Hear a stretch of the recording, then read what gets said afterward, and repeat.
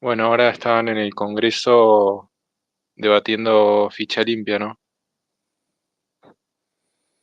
Sí, no sé cómo, no venía escuchando radio, así que no sé cómo venía avanzado la.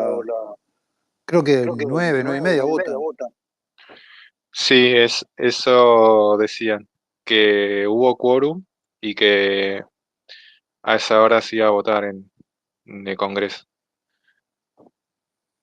Así que bueno, ¿qué opinas del tema de ficha limpia? Bueno, que forma parte de lo que la Argentina se fue el sentido común hace muchos años. Pensar que una persona que ya tiene sentencia confirmada por la Cámara de Casación Penal, hay que esperar a la Suprema Corte para que no acceda a un cargo público, digamos. Es más, a un cargo electo. Lo mismo tendría que ser con los cargos públicos. Es la Argentina vaciada de sentido común de los últimos 30 años.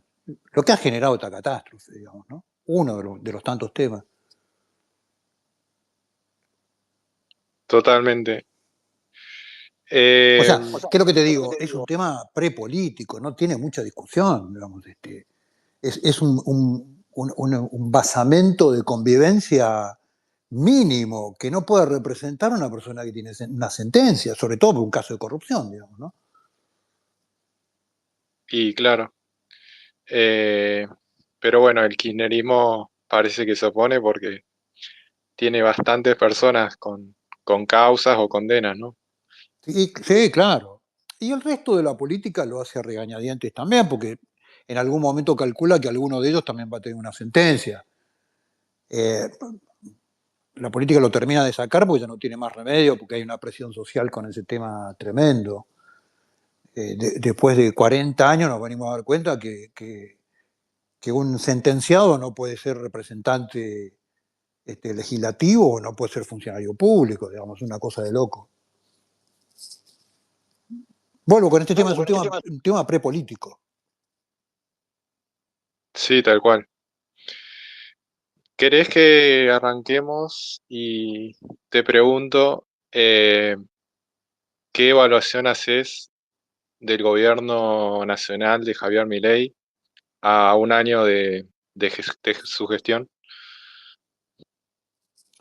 Mirá, yo creo que este gobierno a un año arrancó en una situación muy crítica de la Argentina en términos sociales, económicos, financieros, culturales, eh, al- ya no en el abismo, adentro de un pozo en el cual veníamos chapoteando hacía más de 25 años.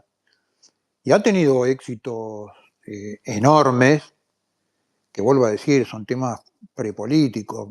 Poner primero la Argentina en un modelo de funcionamiento de sentido común, que hay cosas que no puedan volver a pasar. El equilibrio fiscal no es un tema ideológico, el equilibrio fiscal es una cuestión de sentido común. Nadie puede, nadie puede gastar más de lo que recibe, o más de lo que genera, o más de lo que tiene, digamos, ¿no? Y esto hace 30 años que viene siendo parte de la cultura política. Entonces ha tenido logros en ese sentido,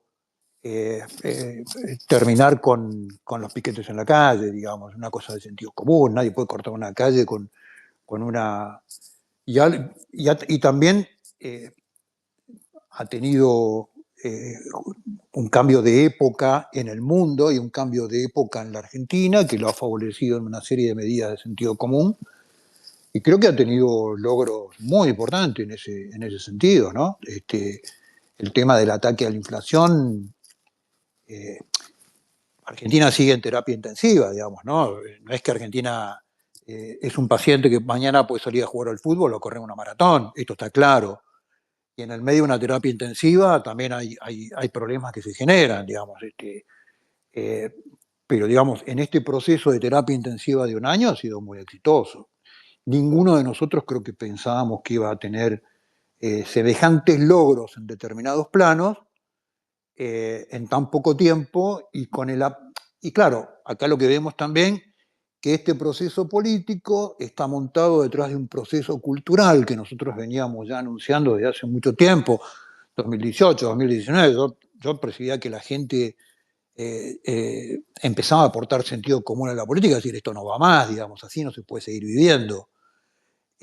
O sea que el mayor cambio acá lo veo en una gran cantidad de ciudadanos que hoy están aportando una cuota de sacrificio enorme en una serie de recortes en su vida. Todos nos hemos recortado en una cantidad de cosas, pero que ven que este sacrificio puede tener un propósito y un resultado, digamos. Y eso me parece que es un cambio político muy importante, no ya desde el gobierno, sino desde la gente.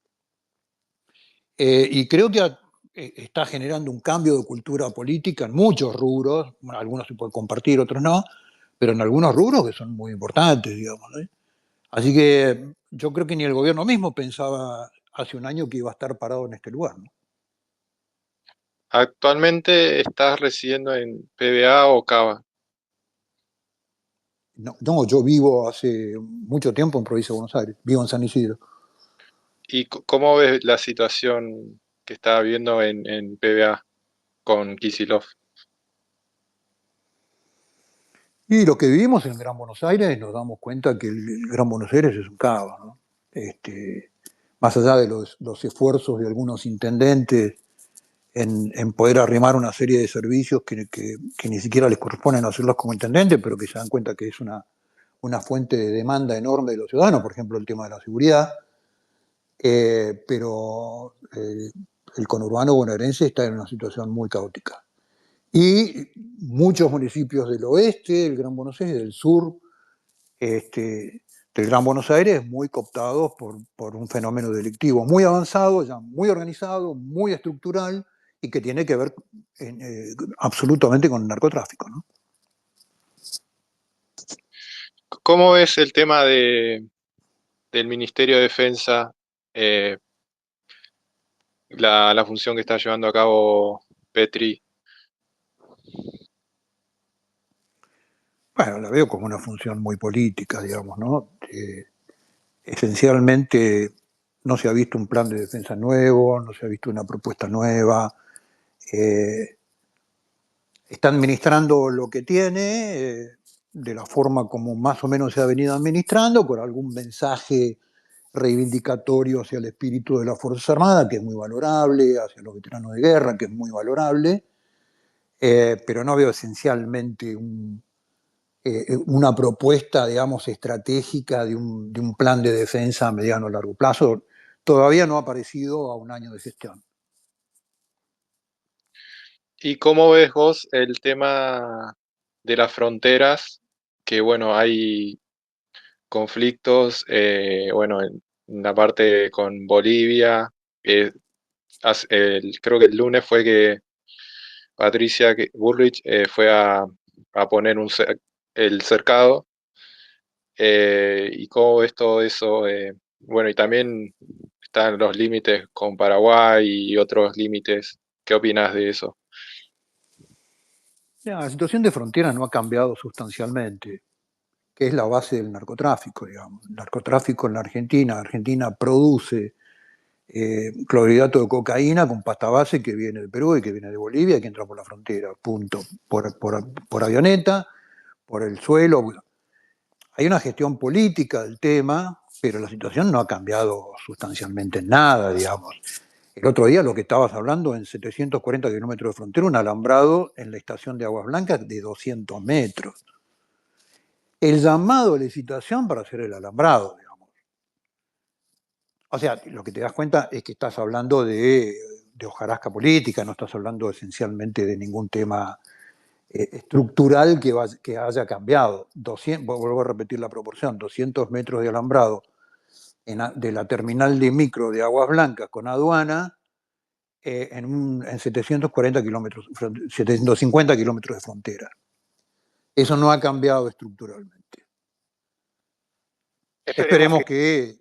que haya propuestas y que haya una visión del proceso de transformación de frontera que hasta ahora no se ha visto.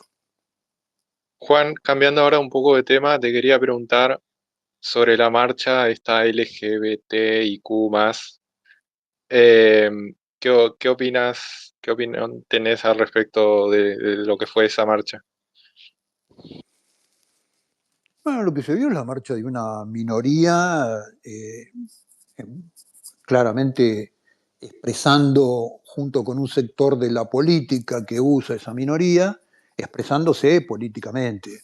Parece que todo el mundo tiene derecho a hacerlo, digamos, más allá que yo estoy de acuerdo o no estoy de acuerdo, pero me parece que el tema ya entró en un proceso de proporción, digamos, una minoría que dice, nosotros estamos acá y existimos y repudiamos lo que están haciendo, eh, agarrándose de una distorsión, de un mensaje bastante poco claro del presidente, en una oración poco clara del presidente en Davos, digamos, y demás. Pero me parece que es eso. Y me parece que de a poquito el tema sale de la política pública y la discusión se instala en la sociedad, que es donde tiene que estar. A mí cuando las discusiones de las minorías se plantean en términos sociales, me parece que es totalmente lícito, digamos, más allá que yo esté de acuerdo o no. Son totalmente lícitos. El tema es cuando esto se transforma en política de Estado, donde la política con dineros públicos empieza a hacer política con la gestión de esos temas, que es lo que me parece que está saliendo. Así que me parece muy bueno que se expresen y que se expresen así como una minoría activa. Eh, el tema que me parece que está bueno que empiece a salir de la agenda pública y con dinero público. Todo el mundo tiene derecho a hacer lo que se le dé la gana, el tema que lo haga con su iniciativa, con su dinero y con su propuesta, bueno, problema de él, ¿no? Pero en Pero en términos términos estructurales, toda esta declaración de política anti-WOC, anti-Agenda 2030, tiene que pasar a las políticas públicas, porque todavía lo que no tenemos claro es que si la salud pública va a seguir reconociendo o no este síndrome de disforia, o sea que más allá que obviamente está muy bueno que no se dé a los menores, pero a los mayores, le vamos a seguir subvencionando tratamientos hormonales. Yo creo que el que quiera hacerse un tratamiento hormonal tiene todo el derecho a hacerlo. El tema es que lo haga con su obra social, con su prepago, con su dinero, digamos. No con un servicio público de salud que tiene tanta falencia en un país con 50% de pobres y con anomalías en materia de que no tiene cloaca de agua corriente para más del 45% de los ciudadanos. Entonces, estas son las discusiones que todavía me parece que hay que sacarlas, digamos, hay que sostenerlas en el ámbito de la discusión pública, pero tienen que pasar a la acción. no sé si No fui sé si claro fui con lo que... claro con lo que te dije. Sí, sí, tal cual. De mi punto de vista, a mí lo que no me gustó, o sea, yo todo bien que puedan salir a marchar y expresar, eh, digamos, que están orgullosos de ser lo que son. El tema es cuando ya, por ejemplo, sobrepasan los límites, como por ejemplo iba gente desnuda o teniendo sexo ahí delante de niños, digamos, como vandalizando monumentos. Bueno, eso Eso tendría ya, que haber ido preso. sí, A ver, si hay tanto foco en que el espacio público se respeta, y hasta ahora se viene haciendo respetar, hay que hacerlo respetar para todos, digamos, ¿no? Para los sindicalistas, para los piqueteros, para los TAN. Me parece que es una cuestión de sentido común. Claro que no vi mucho de la marcha, ¿no? Ni siquiera la he visto, he escuchado los comentarios públicos, he leído algo, pero no sabía que había tenido estos ribetes tan, tan impudorosos, digamos, no, la verdad que no tenía idea. Si así pasó, por supuesto, me parece una cosa que es bestial, y si hubo castigo al espacio público, me parece que tendría que haber sido motivo de alguna acción por parte del Estado, digamos, ¿no? sí, menos mal que no lo viste porque es una aberración los videos que había. No, no, Un asco total. No miro no redes. miro redes. Me Me parecen parecen... este, ciertas expresiones en las redes ya me parecen repulsivas. Bueno, sí, hay de todo en las redes, ¿viste? Eh, Acá, bueno, voy a leerte algunas preguntas que dejan la gente en los comentarios. Chini dice, ¿qué piensa Juan José de la baja de los veteranos de guerra que sucedió recientemente? Para mí, lamentable en el caso de algunos de esos veteranos que eran héroes de guerra, y como una medida en general, digamos, de seguir avanzando en este proceso que en muchas partes, en muchas etapas de la campaña, el gobierno fue claro que era un proceso judicial que tendría que ser revisado porque fue cargado de prevaricatos, fue más política que justicia, fue más venganza que justicia. Y me parece que el ribete de dar de baja a estos oficiales que tenían sentencia, eh, me parece que obedece más a un concepto, le están hablando a alguien políticamente que realmente analizando un tema de un criterio de verdad completo, un modelo de justicia que en algún momento dado en la campaña el gobierno promovió, digamos, ¿no? Sobre todo en el discurso de Victoria Villarroel. Hablando de Victoria Villarroel, eh, se ha visto que, bueno, hay un poco de confrontaciones. ¿Vos qué opinás de esto? Yo te puedo ayudar con el análisis político, no con los milagros. Entender determinadas cosas son casi milagros. Yo la verdad no sé cuál es el trasfondo de estas confrontaciones y eh, de estos desacuerdos que parecen tener más cuestiones de carácter emocional que en un análisis racional, estratégico, político. Digamos, yo la verdad que no los entiendo. En un momento creí que era la posibilidad de haber anulado tanto los sectores de la oposición, que ya la oposición se planteaba dentro del oficialismo, digamos, ¿no? Pero después vi que la cuestión empezaba a tomar ribetes personales, con comentarios personales, con el gallinero de las redes, y que yo no la entiendo mucho, no sé cuál es el origen. La verdad que estoy bastante desconectado del tema y no entiendo por qué los protagonistas tienen a veces esos planteos, ¿no? Pero bueno, el ámbito de las personas siempre es un misterio, digamos. Uno nunca sabe qué va a pasar con las personas. ¿Y qué opinión tenés vos de Victoria Villarroel? Yo Victoria lo conozco, es una profesional joven, con muchísimo futuro en la política, inteligente, formada. Eh, yo tengo la mejor opinión de Victoria en términos de sus atributos y capacidades personales para desarrollarse en la política. Eh, con lo cual, bueno, espero que eso nosotros en el año 2021, cuando la apoyamos mucho a ella en la ciudad de Buenos Aires, para que también entrara dentro de la lista y en el lugar que entró en la lista con Javier Milei, para nosotros era una apuesta enorme, una persona con su perfil, con su formación, que entre a la política y se desarrolle en la política. Pero bueno, después hay que, uno puede entrar a la cancha, después hay que jugar adentro de la cancha, ¿no? Juan, te pregunto si en algún momento te han ofrecido trabajar dentro del gobierno nacional. No, nunca. ¿Vos esperabas algún llamado o siempre te mantuviste apoyando desde afuera nomás? No, yo nunca, mejor dicho, yo estaba seguro que no iban a llamar nunca. Y yo hay cosas que apoyo mucho del gobierno y otras cosas donde soy crítico, digamos, ¿no? Como algunas de las cosas que te he ido enumerando, pero yo estaba seguro que no me iban a llamar. Está bien.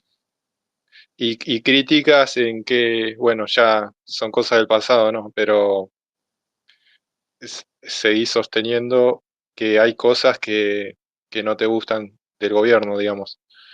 Sí, no me Sí, puede no, gustar, yo no puedo creer que a la gente que tiene ese apoyo fanático le guste todo, digamos, ¿no? Le gusta el resultado final, yo estoy de acuerdo con el resultado final, volver a un país de sentido común, el déficit fiscal es un tema de sentido común, la anulación de la corrupción es un sentido común, el achicamiento de un organigrama absurdo de la constitución del 94 del Estado Nacional, que era absurdo, es una cuestión de sentido común, digamos, pero sí, hay cosas, hay medidas, hay distintas actitudes que por ahí soy crítico. Nadie puede ser acrítico. Ninguna persona inteligente puede tener un apoyo acrítico a las cosas. Ahora, en términos generales y en términos de los resultados, creo que el gobierno está teniendo un resultado que ni ellos mismos pensaron que lo iban a tener, digamos, ¿no? Juan, te quiero preguntar, ¿qué opinas vos de la salida de Argentina de la Organización Mundial de la Salud?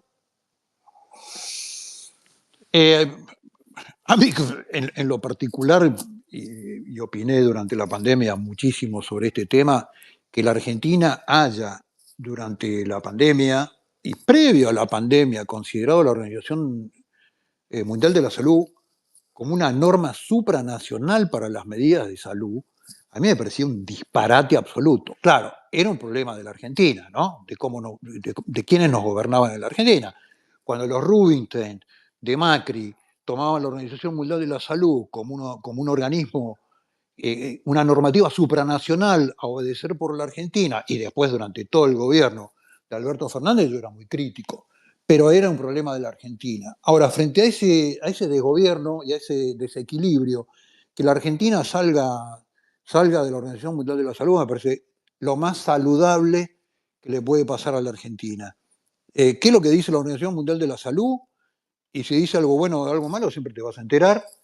Y si realmente después se transforma, cosa que yo dudo, en un organismo, eh, digamos, que genere cosas positivas en términos de salud para los países, después se puede volver a entrar. Pero me parece una muy buena medida.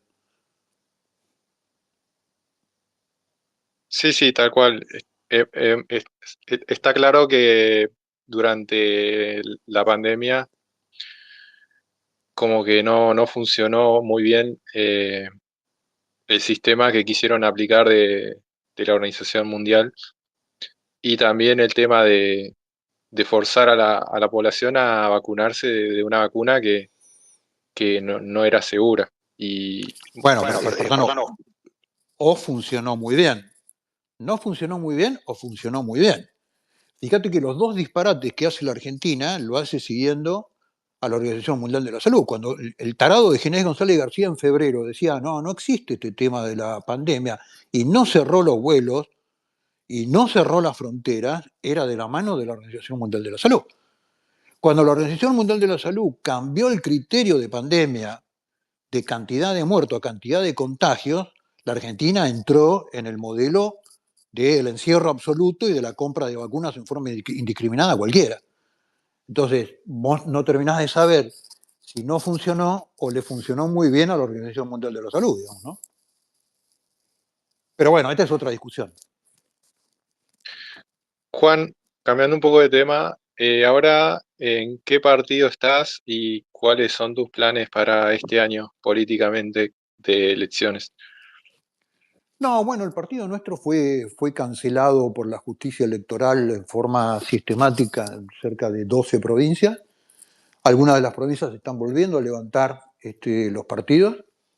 Y nosotros estamos viendo con un grupo de gente, a ver, yo estoy muy expectante con el mensaje del presidente el 1 de marzo, cuando abra la Asamblea, cuando abra el Congreso, la Asamblea Legislativa, donde el presidente supuestamente siempre en el discurso del 1 de marzo inaugura su agenda o la agenda parlamentaria que va a proponer el Ejecutivo. Y una de las cosas que que nosotros estamos viendo y observar con mucha dedicación es dónde va a poner el foco este año legislativamente el gobierno. Suponemos que después de un año de urgencias de naturaleza económica, que yo reconozco que era importante para la Argentina, empiezan a entrar en agenda un montón de promesas de campaña, como es el tema, por ejemplo, de la eliminación de la ley del aborto. Y a partir de ahí tomaremos decisiones políticas o no, no lo sé. La verdad que no tengo todavía claro. Claro, lo que se ha hablado un poco por lo menos creo que Agustín Laje dijo que para derogar la ley del aborto se necesita mayoría y bueno, eso creo que irá a pasar cuando después de las elecciones se ganen y ahí tenga más diputados para votar a favor de derogar la ley, digamos, ¿no? Sí, Sí, lo lo mismo mismo decía decía Macri en el 2019. Te puede haber mandado la ley del aborto al Congreso. Digamos, yo celebro que Agustín sea un argumentador político de determinados temas, pero yo ya soy perro viejo, digamos. O se tiene la intención política de decir, todo este año vamos a avanzar con la derogación de toda la legislatura que sea antinatalista de la Argentina, tal cual como lo denunció el presidente en Davos, a la Agenda 2030, que no solamente que es abortiva, sino que tiene un espíritu antinatalista, o lo anunciás o no lo anunciás. Si no lo anunciás es porque no está en tu agenda. Si lo anunciás es porque está en tu agenda. Después si lo podés hacer o no, te lo dirán las circunstancias. Pero esto es lo que yo pretendo ver en el presidente. Si está en su agenda o no está en su agenda. El año pasado dijo que no estaba en su agenda. Yo lo entiendo porque era un primer año de gobierno cargada de urgencias sociales, económicas, financieras. Pero yo quiero ver este año a ver qué es lo que plantea el presidente. Es un planteo mío, digamos. Vos podés estar de acuerdo o no, o los que están escuchando de acuerdo o no. Pero no es una cuestión de especulación si tenés los votos o no. Esas son circunstancias. El presidente el 1 de marzo, cuando plantea su agenda legislativa, no plantea una cuestión de circunstancias. El presidente no sabe qué va a pasar en diciembre. Lo que los presidentes plantean en las asambleas legislativas es cuáles son las orientaciones y sobre los temas que el gobierno pretende avanzar. Después puede avanzar o no, bueno, lo dirán las circunstancias. No sé si soy claro. Sí, ¿Hola? te entendí. Sí, te entendí. Perdón, que se Eh, cortó. sí, se cortó un poquito, pero te entendí. Eh, yo te entiendo y claro, sí, yo me acuerdo que Milei dijo que, y durante campaña, que la idea era derogar la ley asesina del aborto. Eh, ¿Por qué crees que más allá de su deseo, que yo supongo que él debe querer, no se está realizando el proyecto para derogar el aborto? O por ejemplo, el año pasado, que lo había enviado Rocío Bonacci y se volvió encajonado. Yo no lo sé, pero te voy a dar mi suposición y mi análisis. Puede servir o no puede servir.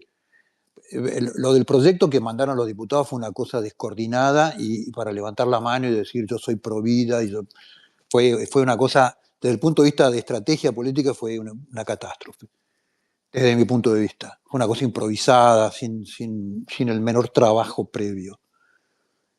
Pero después yo creo que todos los esfuerzos de negociación política que fue una negociación muy ardua y que el gobierno lo hizo muy bien, tema por tema, punto por punto, nombrando y bajando héroes y transformándolos en demonios y demonios transformándolos en héroes en cada proyecto de ley. Fue una habilidad política que ninguno le atribuíamos a este gobierno ni a Milei, que lo hizo muy bien. Estuvieron orientadas al paquete de leyes que tenían que ver con la urgencia económica y financiera del país, que era gravísima. Me parece que fue ese tema. Y que no se podía dispensar ese esfuerzo de negociación en otros temas que no fueran los temas de la urgencia, ¿no? Es como que en un incendio puede decir, bueno, y el cuadro de la foto de mi mamá cuando estaba tomando la primera comunión. Bueno, primero el incendio y que no se caiga el techo y evacuar a las personas. Después vemos lo otro, digamos, ¿no? Y pongo este ejemplo tan burdo como para ver cómo se manejan las urgencias y cómo se manejan las crisis, digamos, ¿no? Y creo que eso fue enfocar todos los esfuerzos de negociación, que fueron arduos, sobre temas de carácter financiero, económico, social, conflictos internos, el Ministerio de Capital Humano y todo ese tipo de cosas. Bueno, yo creo que ya es tiempo de poder dispensar ese esfuerzo de negociación en temas que eran centrales y sobre todo con una agenda que está marcando el presidente en contra de la Agenda 2030, ¿no? Cuyo espíritu sustancial y primario en la Agenda 2030 es el antinatalismo, porque el diagnóstico es el mundo está en peligro y hay que salvarlo antes del 2030 porque el 2030 explota. ¿Por qué? Porque al mundo le sobran personas. Este es el diagnóstico madre del proceso, digamos, ¿no?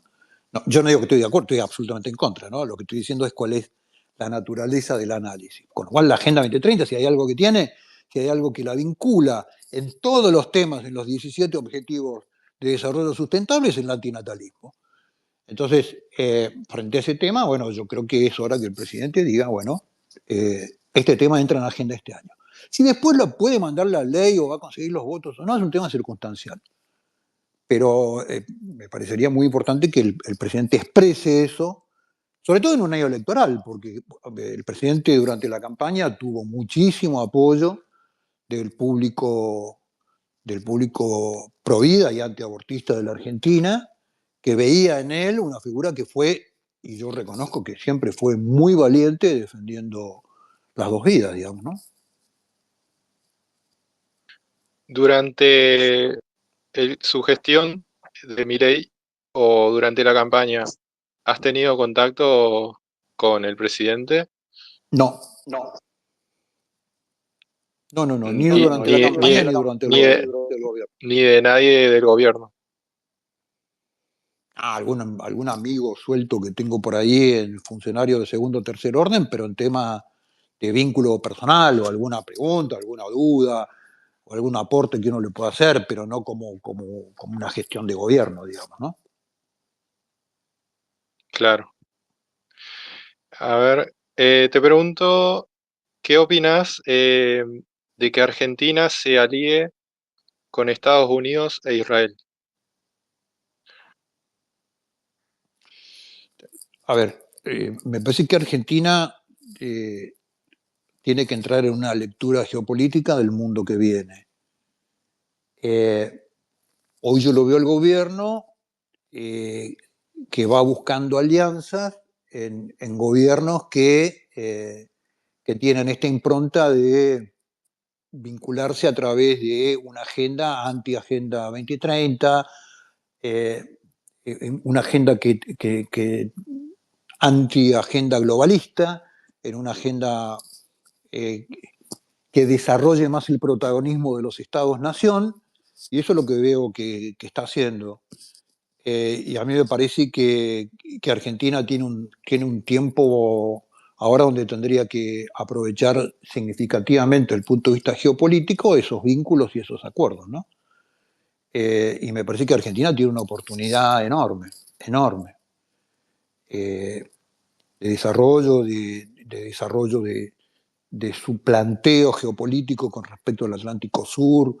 eh, y además creo que también Estados Unidos, inclusive antes de Trump, de la época de Biden, cuando Richardson, la comandante de la flota sur, que es un personaje entre militar y político, viene a la Argentina y va a Ushuaia y dice, esta queremos que sea la base de cooperación antártica de los Estados Unidos con el proceso antártico, está eligiendo Ushuaia entre tres competidores, entre Puerto Natale en Chile, entre Puerto Stanley en Malvinas y Ushuaia.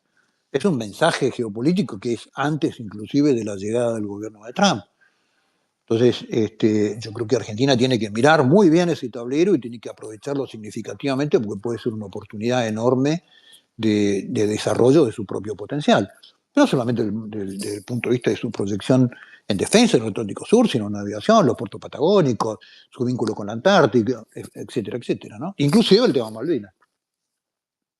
Juan, si yo te pregunto cómo definirías tu ideología, ¿cómo la describirías? Bueno, en esto de poner hoy en día etiquetas es tan confuso y es tan desagradable. Yo soy un nacionalista conservador, esa es mi raíz, digamos, ese es mi origen. Pero fundamentalmente en materia de política yo soy un realista, no soy un pragmático. Pragmatismo es realismo sin valores. Yo soy un realista. No se puede, no se puede entrar la realidad por el tamaño de un pequeño anillo que es la ideología. Yo, en general, creo que siempre las ideologías son las caricaturas de las grandes ideas, no las ideas. Entonces, yo, si vos me preguntás a mí, yo soy un realista. Un realista. Eh, ¿Qué opinas? Bueno, bueno, como no estás mucho en Twitter, te cuento un poco las cosas. No, no estoy en Twitter. ¿Cómo? No estoy en Twitter. Me saturó, me asqueó, me falta estómago ya para estar en Twitter. Claro, por eso te comento un poco las cosas que suceden en el día a día y bueno, sobre todo esta semana. Hay muchas críticas de cierta rama de nacionalistas que critican a Milei por relacionarse mucho con la rama, digamos, judía. Eh, y como que deja un poco de lado al catolicismo. ¿Qué opinas vos de eso? ¿O qué ves vos? ¿Crees que realmente es así o cómo lo ves? No, yo creo que hay posturas. Si vos me preguntás si me molesta que el presidente sea un converso, se haya convertido al judaísmo habiendo sido católico, yo digo, mira, celebro tener un presidente, si es así que realmente tuvo una conversión, celebro tener un presidente que crea en Dios, digamos. En los últimos 40 años no he visto muchos, digamos, ¿no? Que entiendan que hay algo por arriba de ellos, no he visto mucho. Con lo cual ya me parece un excelente síntoma. Si me gustara más que en un país de raíz católica y de historia católica hubiese un católico eh, practicante como presidente, te diría que sí, pero bueno, las cosas son como son. Y me parece que, de vuelta, me parece que hay mucha discusión ideológica basura en el medio de las cosas. Eh, Hay veces que el gobierno tiene una mala relación política con el Papa o con el Vaticano por las expresiones políticas que se le asignan y se le adjudican al Papa, y eso molesta mucho al, a un electorado católico también absolutamente acrítico en muchísimas cosas, ¿no? Pero me parece que eso es discusión basura, digamos, ¿no? No hace a la esencia de la cosa. Coincido totalmente con vos en eso. Te quería llevar eh, a otro país, te quería preguntar sobre Venezuela. ¿Cómo vos ves la situación y cómo crees, qué crees que va a pasar? ¿O cuál crees que sería la solución? Eh, Mirá, cuando fue todo el proceso electoral, entonces todo el mundo me decía en Venezuela, tuve amigos que fueron de observadores, un hijo mío fue de observador a las elecciones, decía, no, pero esto se va a caer porque es insostenible. Yo le decía, no, no se va a caer, de ninguna manera es insostenible, a Maduro le va a importar tres velines, los votos, las actas, las elecciones, importa cero. Digamos, el modelo, el modelo del socialismo del siglo XXI es así, es una dictadura, no importa nada, lo que piense la gente, las actas, la formalidad del proceso electoral, importa cero. Eh, el tema de Venezuela me parece más que es un tema geopolítico. Vos pensás que en este proceso, el proceso del socialismo del siglo XXI siempre ha sido una herramienta globalista muy profunda, porque el globalismo, más allá de la cuestión de carácter cultural, en el fondo también es una división internacional del trabajo. Que los chinos sean los que produzcan a una escala sideral y con un costo laboral bajísimo, y que todo el resto de los países del tercer mundo se dedican a dar materias primas. Cuando empezó el proceso del socialismo del siglo XXI en Venezuela, Venezuela exportaba combustibles, hoy de pedo exporta petróleo crudo, digamos. Y mientras sea en un mundo que está muy convulsionado por el futuro proceso que todo el mundo quiere sacarse el petróleo de encima porque todo el mundo supone que le queda un corto proceso de vida a todo lo que es la cadena de valor del petróleo, y bueno, Venezuela sigue produciendo petróleo. El día de que Venezuela deje, o el petróleo empiece a tener un valor absolutamente distinto, se caerá por su peso propio. Pero Cuba está así desde el 58. Por supuesto que no es lo mismo la isla de Cuba que un país como Venezuela, digamos, ¿no? Ahora, que el resto del mundo, con todos estos gritos escandalosos de congoja, el resto del mundo le importa Me importan muy poco los venezolanos y los emigrados. Es una cuestión geopolítica. Todo el mundo quiere, de alguna manera, intervenir geopolíticamente en el proceso venezolano. Ahora, ¿cómo va a terminar? No sé, si se muere Maduro, si se cae, lo derrumban. Ahora, yo estoy seguro que por elecciones esto no va a terminar, olvídate. ¿Cómo no terminó en Cuba? Claramente. ¿Y vos qué pensás de esta estrategia de Edmundo González y María Corina Machado de ir visitando distintos países? No sé si quieren sumar refuerzos o cuál es la estrategia. ¿Qué pensás vos de esto? Supongo que están preparando el terreno para cuando el régimen se derrumba. Estos regímenes en general se autoconsumen. La, la, Cuando vos lees la historia de todo este tipo de procesos, el derrumbe viene de adentro, es un proceso implosivo, no explosivo. Y bueno, siempre hay que tener a alguien preparado para el momento que eso pase, digamos. Me parece que ese es el trabajo.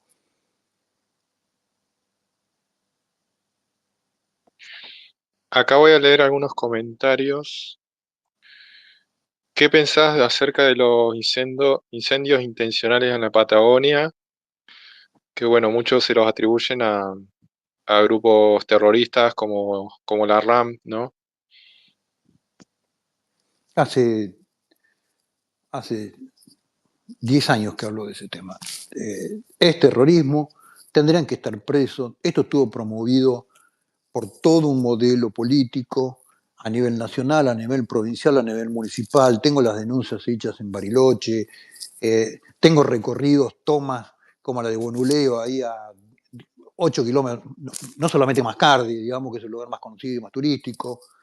Esto es así, es un proceso político que viene en marcha desde hace muchísimo tiempo con estos mapuches autopercibidos que vienen de la matanza, que son bolivianos, que son paraguayos, que son reclutados de todos lados para generar desorden, toma de tierras de parques nacionales en beneficio absolutamente político. Esto tiene que terminar. Ya, gracias a Dios, tanto el Poder Ejecutivo, por lo menos escucho los discursos provinciales de los gobernadores de provincia, de los ministros de seguridad de las provincias, a nivel nacional, el director de parques nacionales, ya he escuchado un discurso totalmente distinto, están empezando a tomar medidas. Así que esto tiene que terminarse, los tipos tienen que ir presos. John Wallace es, es una expresión, te diría que degradante de la Argentina. Porque vos cuando escuchás un revolucionario de algún otro lugar del mundo, decís, bueno, tipo, no tiene un discurso, tiene un espíritu revolucionario. Johnny Wallace es eh, una, la expresión de una revolución trucha, mafiosa, eh, este, guionada. Bueno, ese tipo de cosas tienen que terminar. Y los tiene que terminar el Poder Ejecutivo y la justicia. El problema en Argentina no es como en Chile. En Chile el problema es bastante mucho más complicado en la Araucanía, porque es un proceso que es propio y endógeno de Chile en el tema de la Araucanía, no es el proceso de Argentina. En Argentina todo el mapuchismo es comprado, es importado, es truchado, es una bandera hueca que no tiene ningún atributo de fidelidad con la realidad. Eso tiene que terminar, eso es cartón pintado puro, son tigres de papel. Juan, acá, bueno, preguntan muchos, ¿qué opinás del Plan Patria Grande, esto que hubo durante el kirchnerismo, que se fomentó la inmigración de países limítrofes, bueno, mucho con fines electorales y bueno, muchos han terminado en lo que se denominan villas y bueno, barrios peligrosos y eh, ¿crees que hay que hacer una reforma en la ley de migraciones?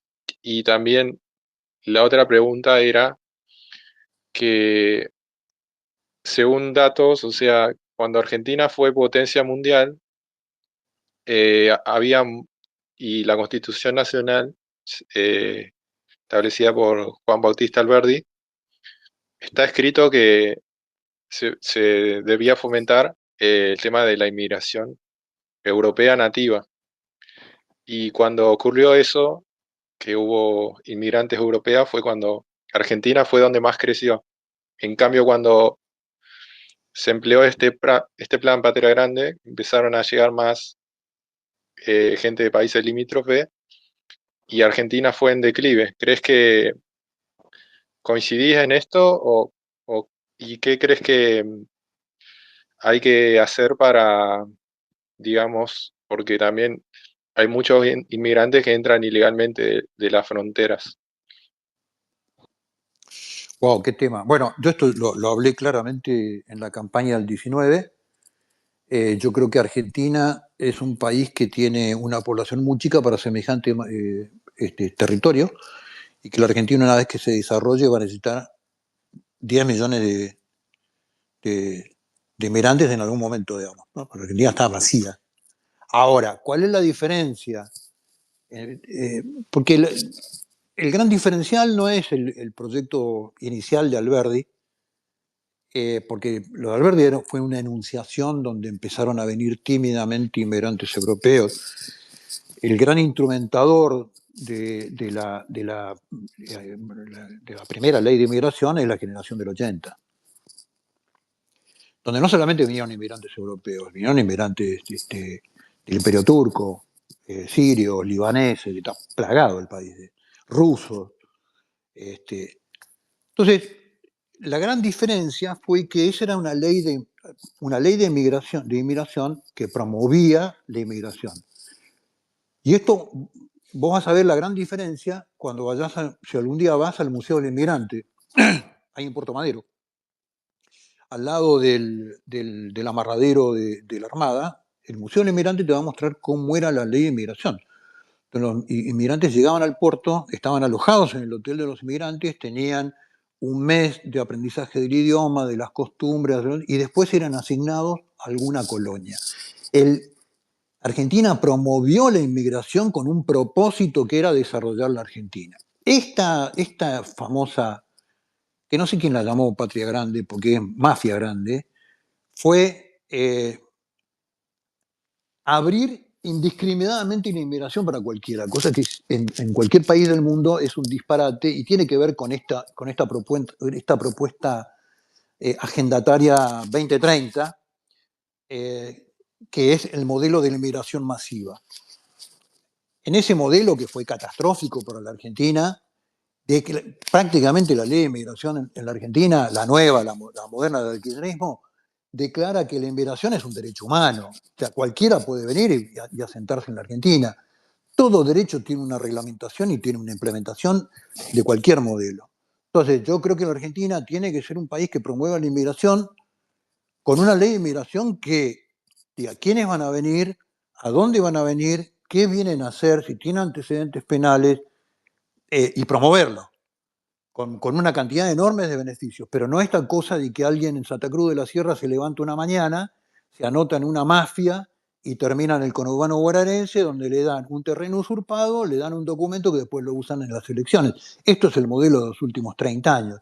Hemos tenido un delincuente como Delía, de secretario nacional de Tierra y Vivienda, que se puso como propósito transformar el padrón electoral de la ciudad de Buenos Aires y cuadruplicó la Villa 31, ante la vista y paciencia de todo el mundo. Esto te pido por favor, investigalo, andá y vas a ver las declaraciones públicas del delincuente de Delía cuando expresaba claramente, decía hay que transformar el padrón electoral. Y desarrolló la Villa Zabaleta, desarrolló la Villa 1114, llevando gente. Entonces, esto es ingeniería social del más puro estilo Agenda 2030 y estalinismo, clarísimamente. Yo llevo a la gente a donde me conviene que esté. Entonces, Argentina debe tener una ley de inmigración que sea altamente, que promueva la inmigración con enormes niveles de beneficio, pero que claramente establezca quién quiere que se establezca adentro del territorio, familias que vienen a trabajar, que vienen a desarrollarse, que vienen con laburo, abrir como era en la década del 1875, para adelante, había oficinas argentinas en distintos lugares del mundo que promovían y anotaban y hacían el ambiental de las personas que querían venir a Argentina, y así hubo inmigración irlandesa, así hubo inmigración italiana, así en todos los países. Había secretarías de la Embajada Argentina que lo que hacían era promover la inmigración. Ahora, esto de que cualquiera puede venir de cualquier forma, instalarse en cualquier lugar de la República, tener un terreno usurpado, tener documentos y a partir de ahí empezar a reclamar toda una serie de derechos, eh, y que si tiene un hijo, es hijo inclusive, haya que hacerle el tratamiento si quiere cambiar de género, de cambio de género, es un disparate que no resiste en ningún país, digamos. Solamente en la Argentina y la política argentina.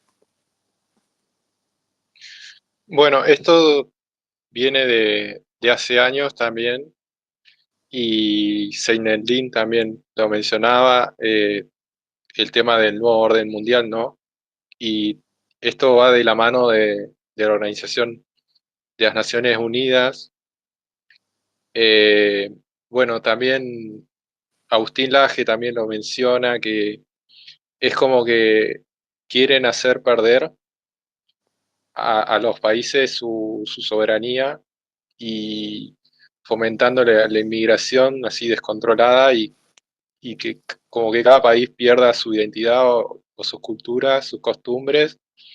Y por ejemplo, ya se está viendo en muchos lugares, por ejemplo, en Europa es un caos la inmigración ilegal que está habiendo de musulmanes, y uno ve como matan mujeres, violan mujeres, secuestros, robos y ese tipo de cosas.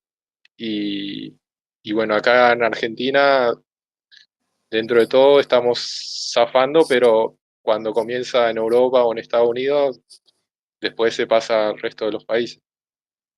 Bueno, pero mirá la diferencia, ¿no? Eh, la inmigración de países árabes o países islámicos, tanto a Europa como a Estados Unidos o a la Argentina, fue enorme, sobre todo por las persecuciones del Imperio Turco, por los procesos de naturaleza político histórico. Ahora, cuando vos ves el fenómeno de Argentina, por ejemplo, eh, los inmigrantes, inclusive con religión islámica, de países árabes, se integraron absolutamente en la Argentina. Vos viajás por Santiago del Estero, por La Rioja, por Catamarca, y ves gente de apellido turco y son más criollos que un quirquincho, digamos. Y se insertaron absolutamente en el contexto de la vida social. Lo mismo pasó en Estados Unidos. En Europa no, porque en Europa fueron inmigrantes trabajadores, esas primeras dos generaciones fueron inmigrantes trabajadores que no se insertaron culturalmente. Y después, cuando vino la discriminación indiscriminada, ese modelo, digamos, de no insertado adentro del ámbito cultural histórico de Europa, terminó siendo un sector social que es casi, en algunos lugares, más grande que el sector original. Es decir, hoy leía la otra vez un artículo que en 16 ciudades menores del interior de Suecia hay alcaldes que son musulmanes con todo el Consejo Deliberante y rige la Sharia, rige ley islámica. Entonces, no es lo mismo el proceso inmigratorio en distintos lugares del mundo. Yo creo que en Europa tuvo históricamente una muy mala inserción cultural, y ya esta tercera generación, que ya eh, inmigración indiscriminada y promovida, toda inmigración masiva está manejada por mafias.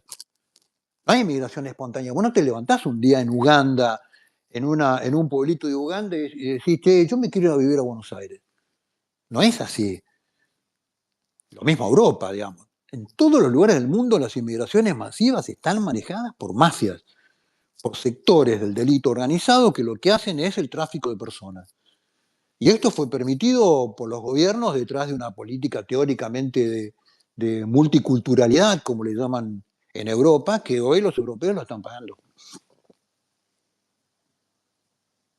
Sí, totalmente. Y sobre todo pasa cuando son gobiernos socialistas o de izquierda. Uno se puede ver ahora, por ejemplo, bueno, México con el narcotráfico y bueno, ahora Trump quiere poner el muro y está haciendo deportaciones masivas porque durante el periodo de Biden hubo una inmigración descontrolada también. Eh, es como que fomentan todo el tiempo el caos, ¿no? Y los que benefician son pocos, digamos, la clase alta, pero los que más se perjudican son la clase media y baja. Sí, bueno, el fenómeno de inmigración en los Estados Unidos es muy complejo, ¿no? Los americanos siempre hacen un muy mal chiste, que es el día que se termine la inmigración clandestina, se terminan los jardineros y se terminan los McDonald's, ¿no? Entonces, digo, hay una base de servicios laboral que después tiene adentro el hijo de un inmigrante ilegal, ya es un trabajador legal de alguna empresa de servicios o del sector productivo. Eso tiene muchos años. Y Trump siempre amenaza con el muro, pero nunca lo hace, digamos, ¿no? Al final de cuentas, creo que es un gran modelo de negociación con México. Sí, lo que terminaron arreglando fue que México iba a poner como fuerzas militares en las fronteras para cubrir un poco esa zona, Bueno, ¿no? porque es como poner al zorro en la puerta del gallinero, digamos. No, Sí. Te voy a leer un par de comentarios más, no sé cuánto tiempo más tenés. no tengo problema. Si son buenos los comentarios, me quedo, si no me voy. Bueno, a ver, voy a hacer por orden. Eh, Dice, la libertad de culto es un problema cuando uno de los cultos permitidos va en contra de esa misma libertad. La paradoja de Karl Popper. Sí, bueno, Karl Popper es el autor preferido de Soros, ¿no? Ah, mira, no sabía eso. Sí, ¿cómo se llama la fundación de Soros? Eh, no tengo idea. Tiene el título del nombre del libro principal de Karl Popper. Eh, ya te voy a decir. A mí también se me fue de la cabeza. Eh, no sé a qué viene ese comentario ni a qué se relaciona ese comentario, pero bueno, nada. Creo que fue cuando estábamos hablando de las culturas, los musulmanes y eso. Bueno. A ver, te leo otro. Dice Juan José, siendo que trabajó en la aduana, la reducción de controles por desregulación o con la apertura de importación puede traer más facilidades en el ingreso de drogas. No, una cosa no tiene nada que ver, para mí no tiene nada que ver con la otra. Eh, el aumento del régimen de las importaciones, no sé si se referirá a las importaciones por correo y por courier, que eso sí siempre es una puerta enorme de riesgo para, sobre todo para lo que es la droga química y el éxtasis y las pastillas, pero eso lo que hay que poner es bastante sencillo de controlar porque visualmente es muy sencillo, lo que hay que comprar es más herramental de control, pero el fenómeno de las drogas no necesariamente tiene relación con el comercio exterior. Las importaciones forman parte del régimen de comercio exterior. Hay veces que, sí en el caso de Estados Unidos, ¿no? En el caso de Estados Unidos, uno de los dramas de la cocaína de la frontera, por ejemplo, Juárez El Paso, es el Tratado de Libre Comercio, porque, por ejemplo, se controlan las personas, pero no se pueden controlar las cargas por el Tratado de Libre Comercio. Tiene que ser libre despacho. En ese caso, sí, digamos, una de las amenazas de Estados Unidos con el tema de la cocaína. Por eso México, con el Tratado de Libre Comercio, se transformó en la plataforma. Antes, la gran plataforma de ingreso de cocaína venía de Colombia. Bueno, los colombianos perdieron el mercado con el Tratado de Libre Comercio porque la plataforma empezó a ser México. Pero en el caso de la Argentina creo que no, el problema de la Argentina es descontrol de la frontera. No tiene nada que ver con el comercio exterior. O tiene poca relación, digamos. Acá uno dice Gómez Centurión, diputado nacional 2025. Muy aburrido ser diputado. Nada. Aspirar a algo más alto.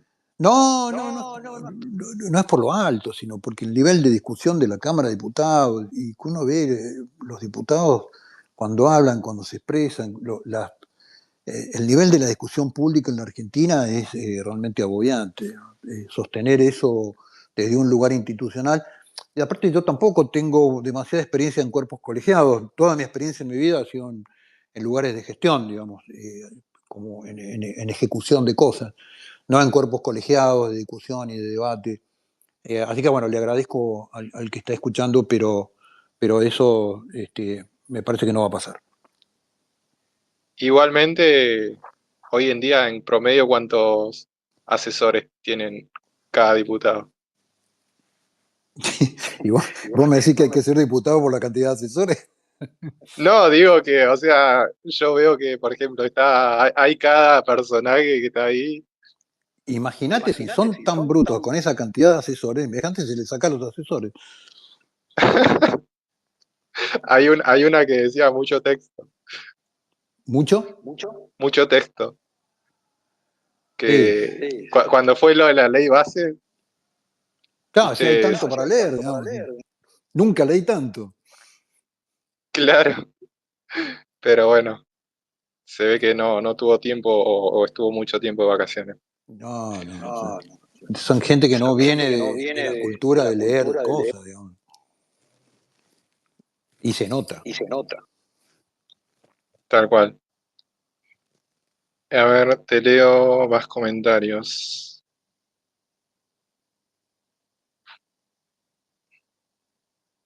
¿Por qué cree que el pueblo argentino durante gran parte de los 80 y 90 aceptó el relato impuesto por la izquierda de lo sucedido en los 70? Qué buena pregunta. Porque había sido un proceso tan traumático que me parece que todo el mundo se rindió frente a una explicación fácil y sencilla. Acá hay unos señores malos que hicieron esto y se terminó y ahí está. Y creo que al final de la cuestión, en los procesos traumáticos de los pueblos, uno de los roles de la política es hacer una explicación completa, ¿no? Y demostrar por lo menos un criterio de verdad histórica sobre los hechos, que fue lo que no quiso hacer la política argentina. Que fue la misma política del gobierno militar en la década del 70. Hagamos de esto una cuestión compleja, hagamos algo simple, que se solucione rápido y que nadie pregunte. Y después la política volvió a hacer lo mismo, decir, bueno, encontrémosle una explicación simple a este proceso tan complejo, que desde el poder le vamos a dar una suerte de relato, y la gente me iba diciendo, bueno, habrá sido así. Pero durante los 90 hubo un principio de decir de proceso terminado, de proceso histórico terminado. Hubo sentencias, hubo leyes que dijeron, bueno, listo, se terminó los unos y los otros, y parecía que Argentina entraba dentro de un proceso de normalizar, después de 15 años de los hechos, ya a la siguiente generación normalizar un proceso histórico que había sido muy traumático. Pero este proceso, el proceso, digamos, del relato de los 70, lo vuelve a levantar Néstor Kirchner en un pacto con Berbisky, cuestión que está explicada con mucha claridad por el doctor Marcelo Sanján en un libro que se llama El Pacto, como una herramienta política, un arma arrojadiza a la política, con robar plata con la santificación de los derechos humanos. Esto fue una herramienta política. Este proceso ya había terminado en la década del 90. Te puedo nombrar una cantidad de hechos que lo demuestran, ¿no? Desde el proceso con Montoneros de Monseñor Oneanovic, donde habían firmado todos el acta de arrepentimiento, ¿no? Las leyes de audiencia debida, punto final, y es la política que le vuelve a meter como arma arrojadiza de un proceso de decir vayamos por la caja, vayamos por la justicia, detrás de los derechos humanos. Y es Berbisky el que pone la herramienta intelectual ahí, ¿no? Se la pone a Kirchner. Lo que quiero decir que no fue un proceso espontáneo de la sociedad, fue un proceso inducido por la política. No sé si soy claro con lo que te digo. Sí, sí, totalmente. Fue como algo planeado. Sí, claro. Te quería preguntar, ¿qué opinión tenés vos al respecto de la ministra de Seguridad Patricia Bullrich y de su tarea en el ministerio?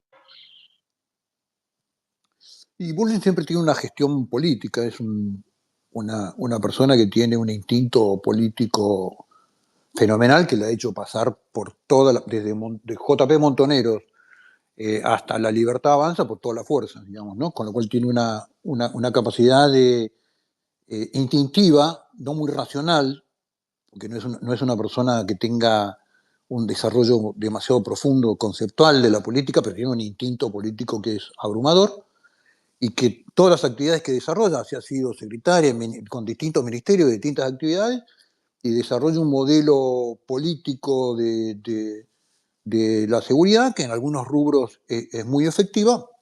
Para mí se quedan algunas cosas en atacar el síntoma y no la enfermedad, pero eso es Bullrich. Cuando se la trae a Bullrich al gobierno, se lo trae por eso, no se lo trae por otra cosa. Vos decís que es efectiva en su labor.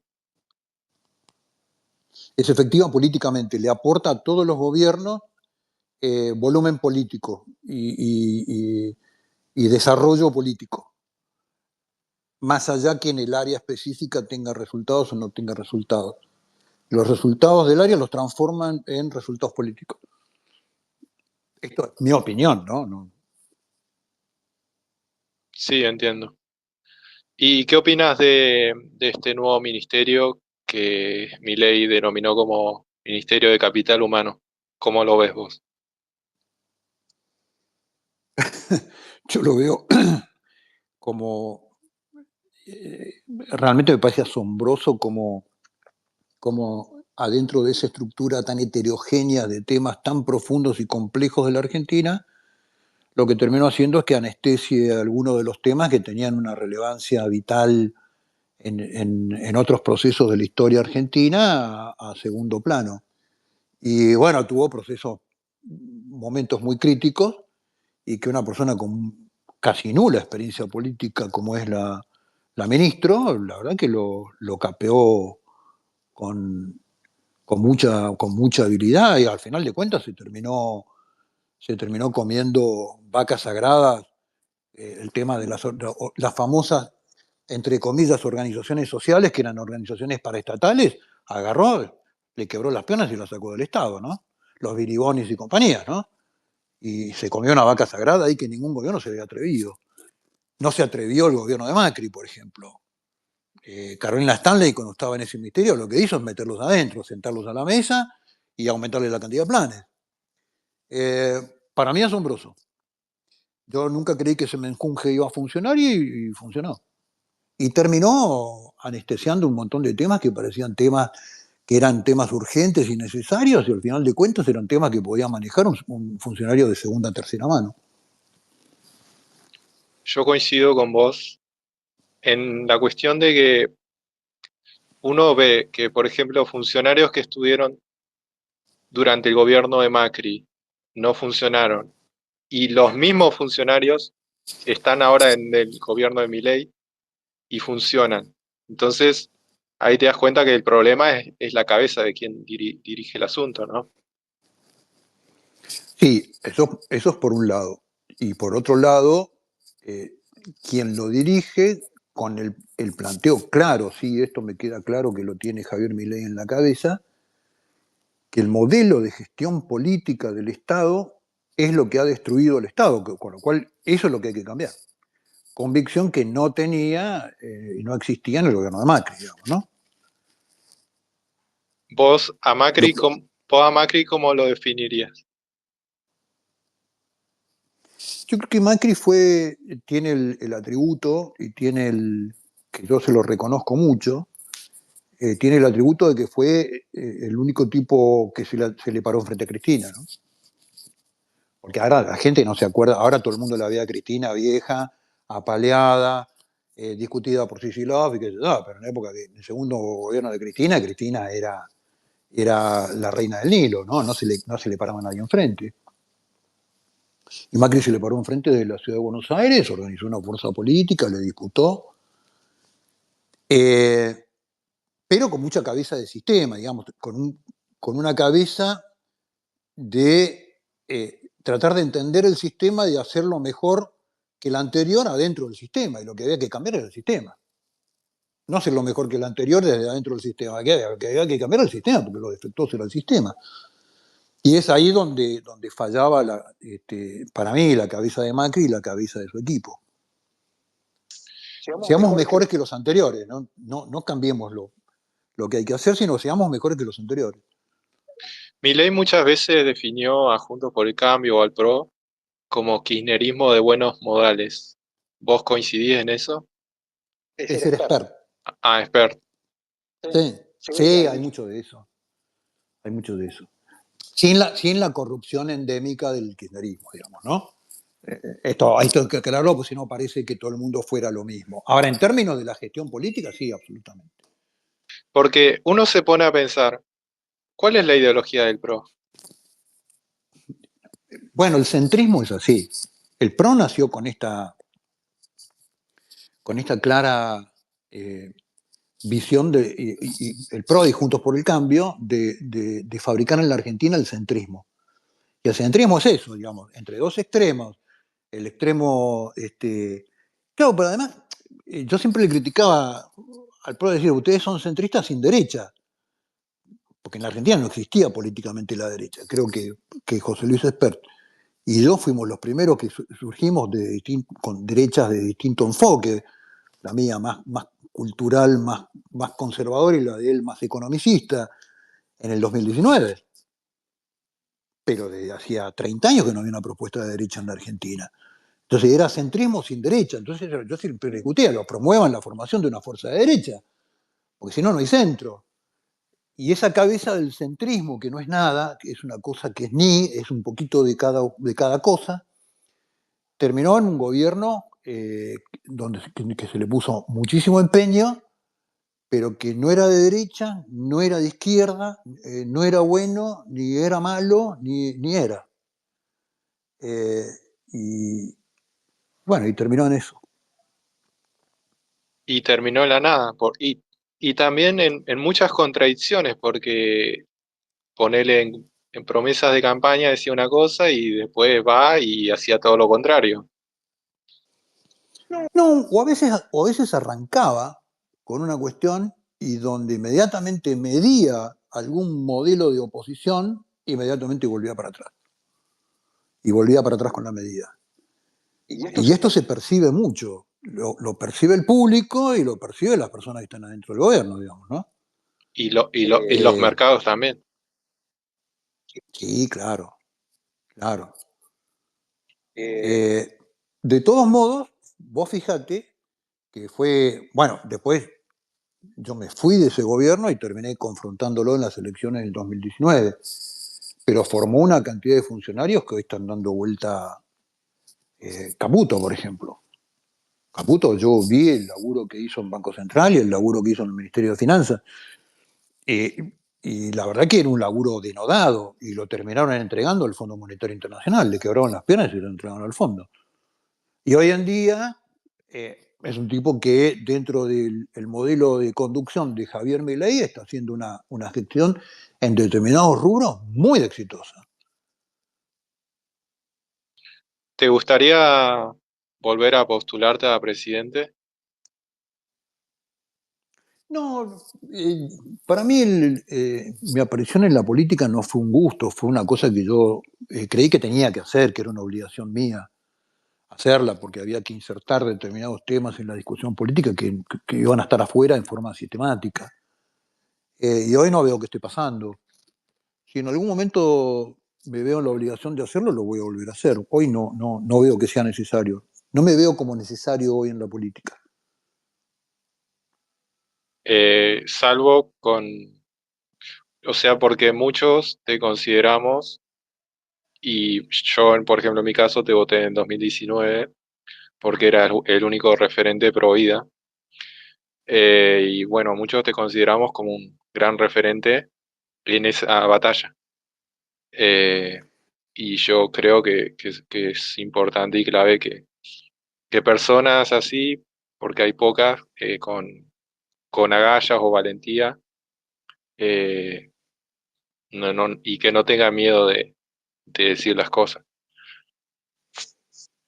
Bueno, muchas gracias y gracias por la confianza de haberme votado. No, por eso te digo que yo, hay un grupo muy grande de gente que estamos muy expectantes al 1 de marzo a ver qué dice el presidente sobre la agenda legislativa, cuál es su estrategia en la agenda legislativa. Ahora, si hay que volver a dar la pelea, las peleas están para darlas, hay que volver a darlas.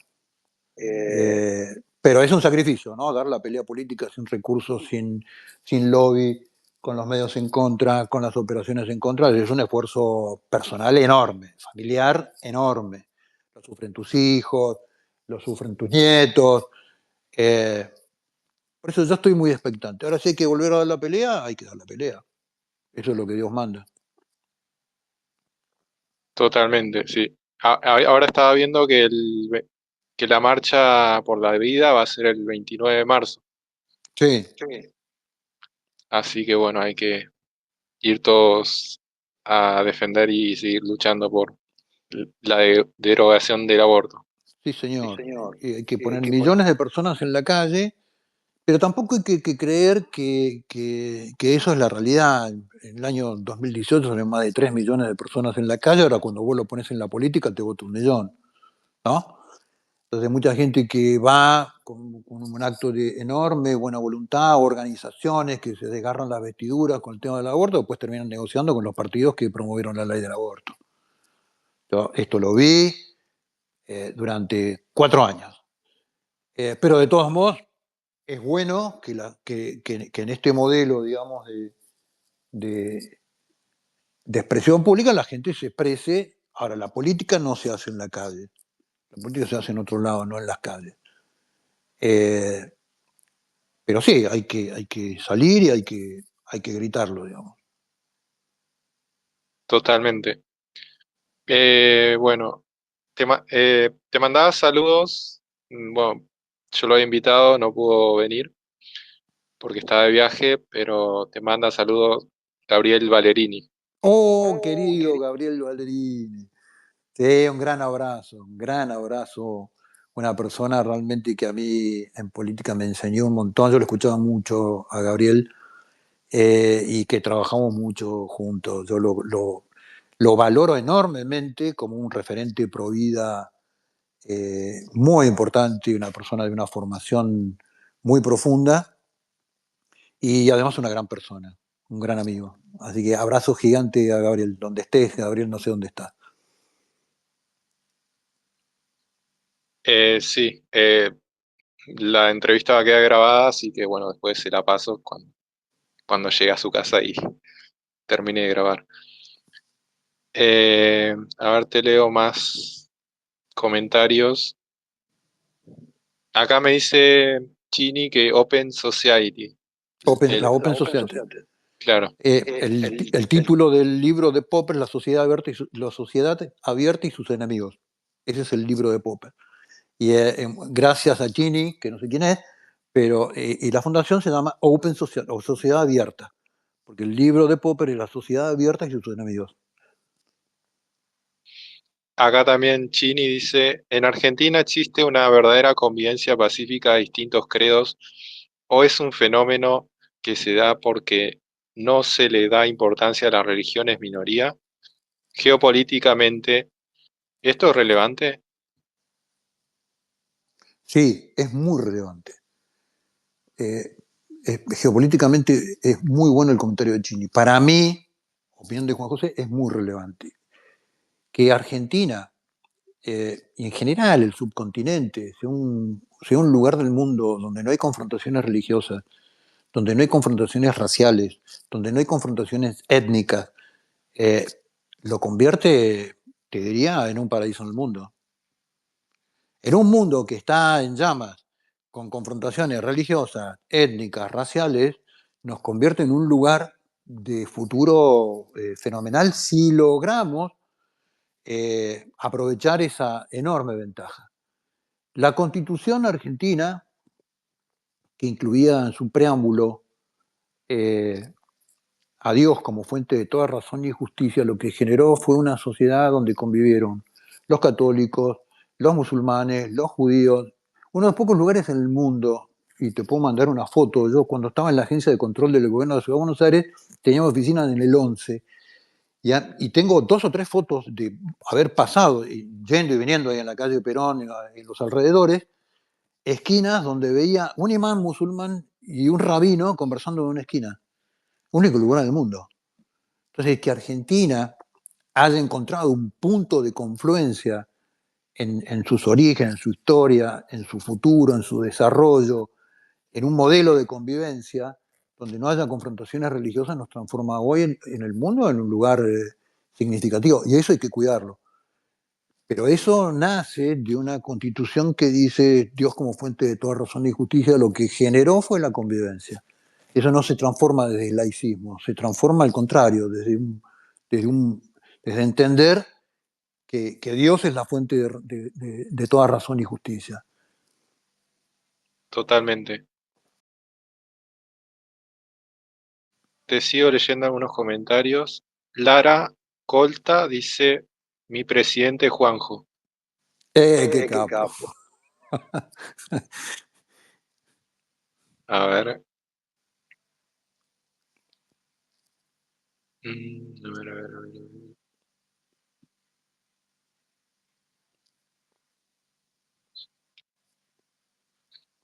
Acá uno dice, Argentina para los argentinos se llama, soy exactamente lo que quiero votar, Juanjo. Argentina para los argentinos. Sí, Exactamente. a ver. Dice Eusiquiel, dice, Juan José, lo banco siempre, lo milité siempre. No me gustó cuando se apegó a Milei, pero entendí que estaba también bancando a Victoria. Dicen que ustedes tuvo que ver con ese acercamiento a la libertad avanza. Ahora que la apartaron, ¿qué piensa de eso? ¿Por qué el liberalismo no tiene mucho que ver con lo que usted piensa tampoco, Villarroel? Gracias. A ver, vamos a aclarar el proceso histórico.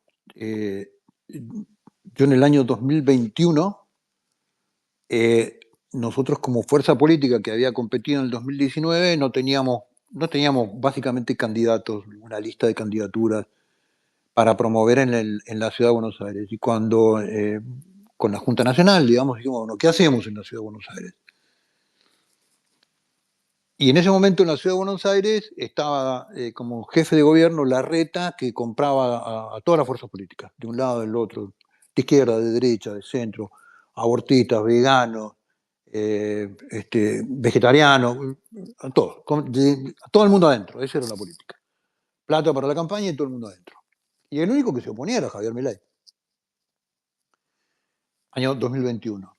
Entonces, sí, nos juntamos con Javier Milei y dije, mirá, nosotros sacamos 2,5 puntos, creo que habíamos sacado en Cava en el año 2019, nos gustaría apoyarte, y empezamos a ver los listados, bueno, mi propuesta en la lista de diputados es las 2 mujeres, la segunda y la cuarta, Victoria Villarroel y María Fernanda Alonso. Bueno, y entró Villarroel como segunda.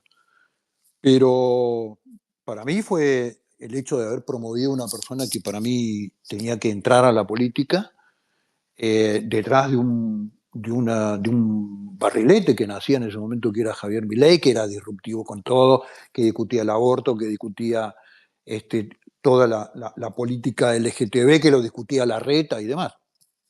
Pero tampoco es que tuviéramos acuerdo en todo, digamos, ¿no? Y ahí entra Javier, entra Victoria, los dos entran a la Cámara de Diputados y empiezan a armar su proyecto político. A partir de ahí yo no tuve nada que ver, digamos. O Ni me hago sea, cargo de... O sea que fuiste uno de los impulsores de que Victoria Villarroel sea la vicepresidente de Milei. Bueno, eso fue la consecuencia. Digamos, yo lo que hice en el 2021 es decirle, para nosotros tiene que ir Victoria segunda, yo quiero los 2 puestos de mujeres, la mujer número 2, mi propuesta es Victoria Villarroel, y la cuarta es María Fernanda. Eso fue el laburo mío. Después, si se armó un proyecto político a partir de eso, bueno, nada. Es más, me parecía muy bueno, digamos. ¿A quién voy a promover en la política? Voy a promover a una persona que yo creo que es formada, que tiene los mismos valores, que no voy a proponer una persona totalmente distinta. Y eso fue lo que yo hice con Victoria. ¿Fue elegida ella por el cupo de género o podía ser hombre? Bueno, el segundo de Javier tenía que ser mujer, con lo cual yo tenía que proponer una mujer. Ah, está bien, No claro, voy a proponer un hombre. claro. ¿Y vos qué pensás eso de los cupos de género? Absurdo. Eso, la jubilación de las mujeres a los 60 y de los hombres a 65, es toda la herencia de la bosta que hemos vivido en los últimos 20 años. A vos te pasa en la política que tenés que armar la lista de concejales en Indio Muerto. ¿Dónde queda Indio Muerto? No, no tengo idea. Bueno, la provincia de Buenos Aires, después búscalo en el mapa. Te pongo un ejemplo, ¿no? Entonces en Indio Muerto vos tenés 3 mujeres que son un caño en la lista para meter en la lista de concejales y claro, no pueden los 3 juntas. Tenés que meterle en el medio 2 hombres que no tienen el menor interés en ser candidatos porque son hombres. O viceversa, digamos, ¿no? Tenés que buscar una mujer que no tiene la menor idea para meter en una lista porque es mujer. Entonces no pueden existir cupos. Lo único que tiene que desarrollar las listas es la capacidad y el volumen político de cada una de las personas y la vocación política. No puede haber cupos para nada. Es un disparate el tema del cupo. Ofende a las mujeres. El cupo ofende a las mujeres. Lo que le están diciendo sistemáticamente a las mujeres, vos estás ahí por ser mujer. Y ya mentira. En muchos casos es así, digamos, pero ofende a la mujer. Hay que sacarlo de inmediato eso. En todos los rubros, ¿eh? ¿Por qué crees que en nuestro país no se respeta la Constitución Nacional? Puedo darte ese caso, o el cupo trans, porque bueno, la Constitución dice que los cupos deben ser por idoneidad de la persona, no por su género. Bueno, la pregunta es, Después también está el tema del aborto, que bueno, que es el Código Civil habla que que la vida comienza en la concepción, y bueno, tantos otros temas. los tratados supraconstitucionales, Claro, bla, bla, bla, bla. La gran pregunta ahí es, ¿por qué la Corte Suprema de Justicia permite leyes que son inconstitucionales? Esa es la pregunta. Porque al final a la Constitución alguien la tiene que hacer cumplir. El organismo natural del cumplimiento de la Constitución, ¿quién es? La Corte Suprema de Justicia. Su existencia se basa en que todas las leyes y todas las sentencias tengan un fundamento constitucional. Entonces, con este modelo de Corte Suprema, desde Néstor Kirchner para acá, armando esta Corte Suprema de 5 con mayoría de 3, es el gobierno del triunvirato. Con 3 afines te llevas puesta la República. Esto es lo que ha venido pasando. ¿te puedo seguir leyendo algunos comentarios? Sí, dale. Mira, Mario Accorsi, no sé si lo conoces, Pero, ¿cómo no voy a conocer a Mario? Abrazo enorme, Mario. dice, mandale saludos al héroe, decirle que lo extrañamos. Abrazo, Dice, querido. Juan es el sentido común, si él no salía a la arena política, miles de cosas que pasaron no hubiesen sucedido, coincido. Y bueno, para eso salimos. Y Mario más fue que un gran actor en eso. Y más que nada, reconozco la lucha el aborto que has dado y que bueno, que seguís dando. Eh, a ver qué más dice. Patricia dice, ¿qué presidente nos perdimos? Y la representación partidaria del NOS en la escena política por una justicia electoral corrupta. Lo quiero en el gobierno. Bueno, gracias, Patricia, pero ya eso depende del gobierno y depende de lo que quiera hacer el gobierno. No hay que estar por estar. Las personas tenemos que estar con un propósito y alineados con ese propósito. Entonces, pero bueno, gracias, Patri.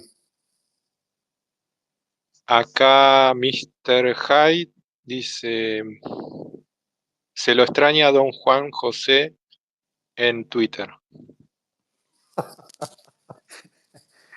Pero yo tengo unas vacaciones de Twitter que las estoy disfrutando intensamente. A mí las redes es una forma de comunicación. Yo no entiendo el modelo de comunicación con 120 caracteres. Me cuesta mucho. Y, me irrita en algunos momentos, digamos. Pero bueno, ya si hay que volver a la pelea, se volverá, digamos. No se pongan impacientes. Bueno, pero bueno, es tan bueno estos espacios donde podemos dialogar y la gente te puede hacer preguntas y vos podés dar respuesta porque, o sea, si la gente te sigue bancando es porque has sabido llegar a la gente y de alguna forma representás los ideales de muchos argentinos. Sí, yo le agradezco un montón a la gente la paciencia. Pero yo tengo una forma de comunicación muy, a veces muy naif, pero muy genuina. Yo comunico lo que soy. Y yo, sobre las cosas, en general, no tengo posturas políticas. Es lo que yo creo y lo que yo pienso de las cosas. Eso a veces te perjudica mucho políticamente, pero la gente te lo reconoce, digamos, ¿no? Vos pensás que nosotros, cuando arrancamos el Frente Nos, en marzo del 2019 éramos cinco. Cinco. No teníamos una moneda, tuvimos que hacer una vaca para pagar la primera comida, digamos. Éramos todos ciudadanos de a pie, cinco tipos. Yo había salido inmediatamente del gobierno y ya era un desocupado. Y bueno, fue un armado a pulmón de una cantidad de gente de muy buena voluntad y de muy buena leche, sin experiencia política, y sacamos casi 1 millón de votos, sin un mango. Viajando en micro toda la República Argentina, éramos como campaña, éramos una catástrofe. Y la verdad que yo conocí una cantidad de gente espectacular. Me alojé en el interior, en la casa de gente que me recibió, y así hice la campaña. Con lo cual, la gente a mí me reconoce que yo digo lo que pienso. Y que soy eso, ni más ni menos. Y eso es muy valorable. Además de que defender el valor de la vida, que es el valor más importante, eh, en contraposición de lo que defienden, por ejemplo, la feminista o la izquierda, que defienden el asesinato, eh, el robo y todo eso. Sí, y ¿sabes? Lo peor, ¿sabes qué es? Porque yo entiendo un perverso que está convencido que es bueno matar a alguien. Lo que a mí más me duele en todo este proceso es que el grueso de las posturas abortistas o antinatalistas se defiende por intereses. Hoy defienden eso, mañana pueden defender cualquier cosa. Cristina fue una antiabortista mientras su poder político dependía del apoyo del Vaticano, antiabortista les dijo a los diputados claramente, aprueban la ley del aborto, yo se la veto como presidente, no tuvo ningún empacho. Y después pasó a ser abortista. Entonces defienden intereses, ni siquiera defienden una postura ni metafísica, ni antropológica que tenga que ver con el valor de la vida, defienden intereses. Y Totalmente. eso es Y me acuerdo de Macri también, que decía que él estaba en contra del aborto y después, por poco, creo que terminó en el Senado que votaron en contra, pero si pasaba, él lo iba a aprobar. Sí, claro. Sí, claro. Pues era Pilato. ¿Por qué le decía no? Yo tuve esta discusión con el presidente un montón de veces, digamos, ¿no? Pues, sanamente, yo era funcionario, discusión. No, yo no haría jamás un aborto. Yo no promuevo el aborto, yo valoro la vida, ¿no? Pero si todo el mundo dice, y si votan en el Congreso, hay que sacarla. No tengo más remedio. Yo no, vetala. No, yo no lo voy a vetar. O sea, yo no lo voy a matar. Ahora, si los demás dicen que hay que matarlo, y bueno, hay que matarlo, qué sé yo no tengo la culpa. Esa es la postura típica. Esta es la postura en general de la política. No, yo en lo privado soy pro vida a morir, ¿eh? En toda mi familia no tengo ni un caso de aborto. Bueno, pero en términos públicos, y bueno, todo el mundo quiere, la mayoría quiere que, y salió votada, que hay que sacar la ley de aborto, hay que sacarla, punto. Entonces, esta cosa de un funcionario público que tiene el dilema de decir entre la conducta pública y lo privado es una cosa, bueno, es típicamente, es Pilatos. Yo me lavo las manos. Yo no lo mato, la sangre no está en mis manos, por eso se lava las manos Pilatos. La sangre de este hombre no está en mis manos, pero deja que lo maten. Totalmente. La legalización fue en el primer gobierno de Alberto, ¿no? Primer año. Claro. 2019 2020. o 20. 2020. No, 2021 No, salió. 2021 salió la ley. Después de la Después de pandemia. la pandemia. Y fíjate que después de ahí el país se vino a pique. O sea, todo pasa por algo. O sea, y yo creo que hemos recibido una maldición divina porque, o sea, claramente Dios no tolera el asesinato de niños inocentes. Pero está claro eso. Durante 40 años hiciste toda una política donde empezaste a cagar de hambre a los viejos, a los tipos que te precedieron, ¿no? Y después vas por los que te van a suceder y te dedicas a matar chicos.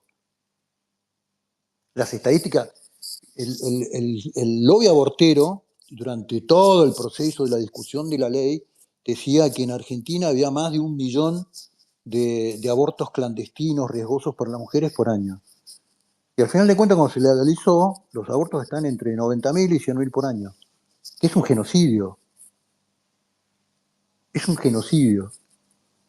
Entonces, una sociedad porque una cosa es que la cosa va a pasar por una responsabilidad individual de las personas. Eso forma parte de la responsabilidad individual. Para que una sociedad implemente desde lo público un modelo de promoción sistemática del aborto, inclusive en menores, sin autorización de los padres, el tema ya es perverso.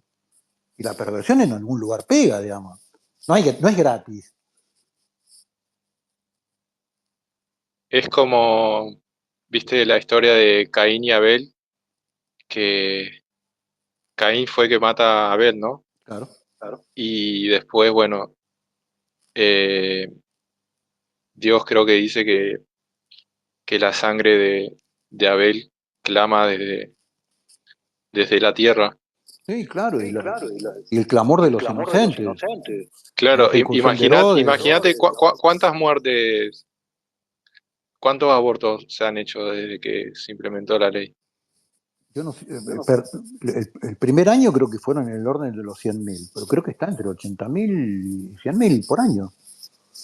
Claro, es un genocidio que nadie se anima a decirlo. O sea, más que Hitler. Pero espartano, cuando vos decís eso, no me ¿por qué te crees que me cancelan a mí? Yo estoy cancelado por la cosa que digo. Es como le decís, esto es una matanza, sino bueno, no, pero el derecho de las mujeres. Una persona va a decidir sobre la vida de otro. Mirá si mañana a mí me dan la potestad y dice, vos podés decidir sobre la vida de los periodistas. Yo digo, este lo matan, este no lo matan. Es una cosa de locos, digamos. Porque si la solución esto lo he discutido públicamente, ya me cansé de discutirlo en los medios. Porque si la solución al tema de un embarazo no querido, decir, bueno, listo, no mates a una persona inocente que no tiene defensa. Por lo menos dale 5 años de changüí a ver si la persona se puede defender y generar afecto. Entonces, la matanza del hijo no querido se puede hacer a partir de los 5 años. No, pero eso es una barbaridad. ¿Y por qué? ¿Cuál es la diferencia? Pregunto, desde el punto de vista antropológico, ¿cuál es la diferencia? Bueno, este contrasentido que, que es el modelo de la ventana de Overton, ¿no? Poner un disparate en términos razonados, científicos, después divulgativos, después periodísticos, hasta que eso te termina vendiendo el cianuro. ¿Cómo vender cianuro? Bueno, de esta manera. La famosa tesis de la ventana de Overton. Bueno, eso fue lo que pasa con todos los temas, así pasó con el aborto, así pasó con la ideología de género, así pasó con todos los temas. Un supositorio de temas contra natura que nos vinieron dando generacionalmente desde hace 40 años. Y terminó en este modelo social. Modelo social donde, al final de cuentas, ¿cómo termina este modelo? Siempre termina de la misma forma.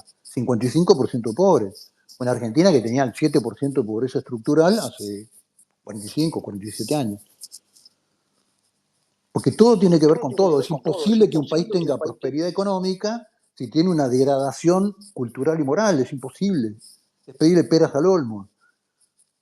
¿Cómo aquel que no es capaz de respetar la vida una sociedad que no es capaz de respetar la vida del otro, va a respetar el código comercial, digamos? Es imposible. No tiene coherencia. Bueno, Hoy, que ho- lleve a cualquier lado. hoy en día parece que vale más la vida de los animales que de las personas. Obvio. Modelo de sensibilidad despareja y orientada. Sí, claro. Claro. Fíjate vos, te voy a poner un ejemplo absurdo. Cuando estaba haciendo la campaña del 2021, me invitan un día a... ¿Vos sabés qué es el astracán? No. Bueno, el astracán es una piel que usaba mucho tu mamá o tu abuela, de que usaban cuellitos en los tapados de astracán, que estaba hecho con el nonato, el nonato del cordero de una oveja que se llama caracul, que es una oveja asiática, que tiene como rulitos. Entonces, las señoras usaban los cuellos de tapado de astracán y qué sé yo.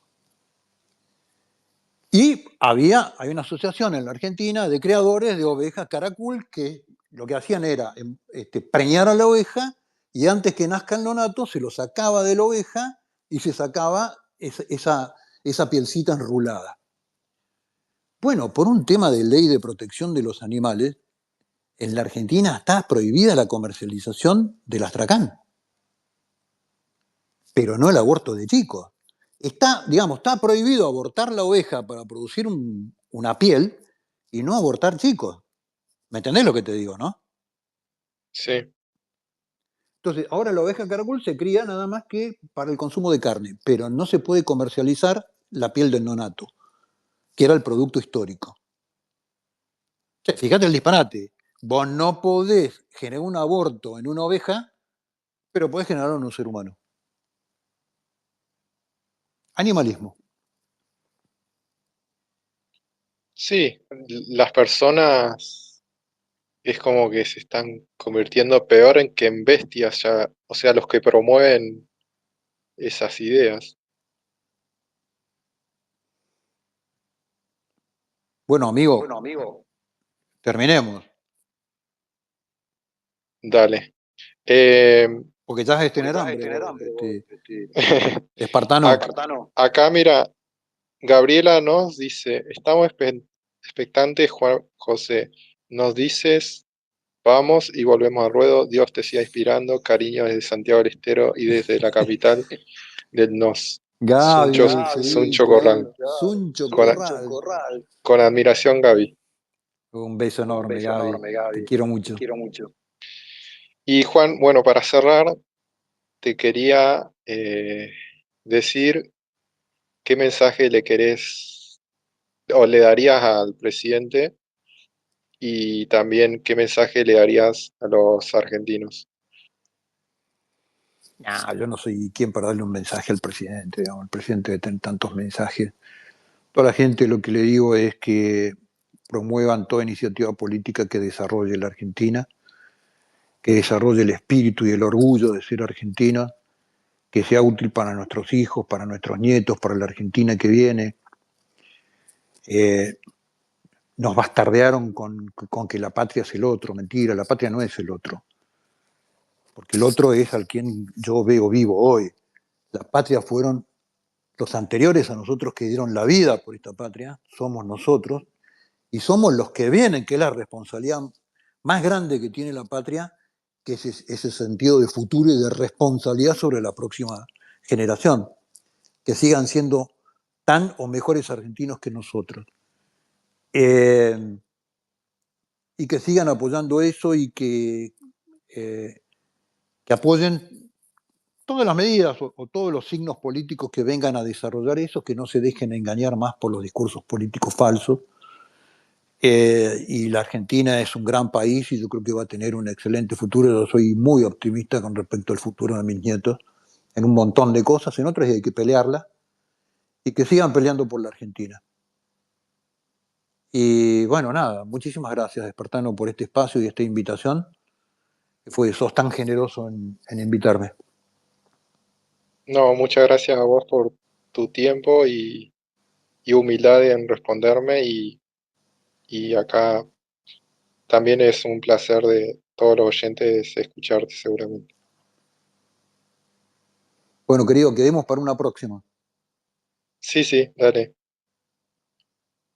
Muchas Bueno, abrazo gracias. grande y muy agradecido a todos los que tuvieron paciencia de ahí de escuchar las cosas que conversamos con Espartano. Abrazo grande a todos y que viva la patria, carajo. Vamos. Viva la patria. Un abrazo. Abrazo grande.